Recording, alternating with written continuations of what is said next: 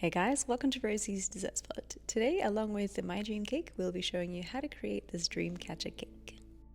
I'll be using two 5-inch cakes for this project, and I've got my egg bake cutter and some red velvet cake. I'm going to level it and then cut it through the center as well. Stacking this up with some buttercream. I've tinted it blue just to have a little something different on the inside. And then we are going to stack all the layers together as neatly and level as we can. Create a crumb coat all around your cake to trap in those crumbs. I like to use buttercream for this, although the final layer of frosting will be a dark chocolate ganache frosting, and we're doing this because we're covering our cake with fondant. Whenever I cover my cake with fondant, I always like to use ganache as a base. It creates a much sharper edge and it doesn't misshape as easily as buttercream would when it's being handled, so it's perfect for fondant work. I microwaved it for a good couple of seconds to get it nice and fluid, which buys me lots of time to cover my cake properly. This is a silicone putty, and basically you just knead the two halves together and make a silicone mold out of absolutely anything you like. It's kind of awesome. So if you have like a necklace, for example, that you want to make into fondant, you can press that into the bowl. I'm using this dream catcher that I laser cut myself and designed myself. It took me so long, but it's worth it. So I'm going to roll this out until about 4 or so millimeters in thickness, and I'm taking my little wooden template here. I'm going to press it in and then use my rolling pin to help press it in evenly. You also want an even surface of the putty mixture, so make sure that you use a rolling pin to spread that out. I'm going to clean up where the putty came up and over, just to make sure that it's going to be easy to take it out afterwards. And if you want, while it's still soft, you can trim the edges to make it a little bit neater. Wait about 15 to 20 minutes and you should be able to touch it. It's nice and firm and stretchy, and my little wooden template came out really easily, which is awesome. No breakages, even though I pressed in really deep, and it's a 3mm deep indent. You can find this putty and all the other materials and tools used here at the My Dream Cake website, which will be listed in our description box below. That's what it looks like there, and I was really impressed with how well that transferred. I'm going to take some fondant and just give it a good test run.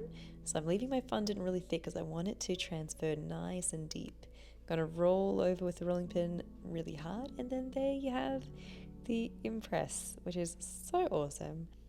I'm going to take a really sharp knife and cut around the pattern, and that way it's just the dream catcher with a bit of fondant at the back.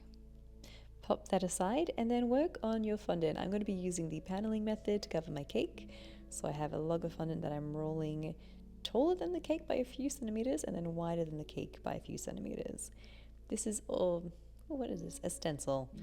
I will have the exact pattern for you guys in the description box below, but basically I like that it had a feather look to it, which really matches up with our stencil.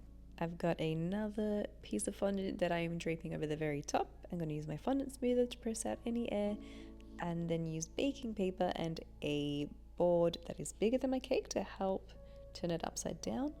Cut away the excess, turn it upside right again, and gently and very carefully you'll want to wrap that fondant around your rolling pin. Give it a good tap so that the very bottom is all flush, and you want to be very careful with how you press because it does have that embossed effect on the fondant. You don't want to press too hard because then you're going to mess up that pattern. So I've got my smoother, but I am barely touching it. I really want to be gentle with this. Cut off the excess, cut at the seam where the two meet, and then take out that little middle piece so that both sides are sitting flush and touching. You can smooth that out again with the smoother, being gentle, and then cut off the very bottom. Our cake is now covered with fondant. We can pop it to the side, or if you want, you can place a little white ribbon at the very base just to neaten things up. Here we have some edible gold luster dust You could use rose water spirit to create a paint, or alcohol or lemon juice. And then taking a wide flat brush, I'm going to go on a diagonal, just one direction, and then changing direction to being up and down and whatnot, just to cover the very top area of our pattern without touching the indent. So we want just the race section to catch onto that paint, so it looks like there's a dream catcher coming off the fondant.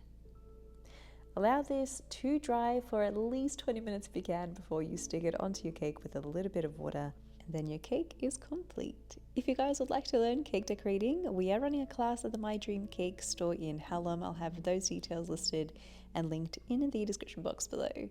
Thank you so much to My Dream Cake for sponsoring this video, and we'll catch you guys again in the next one.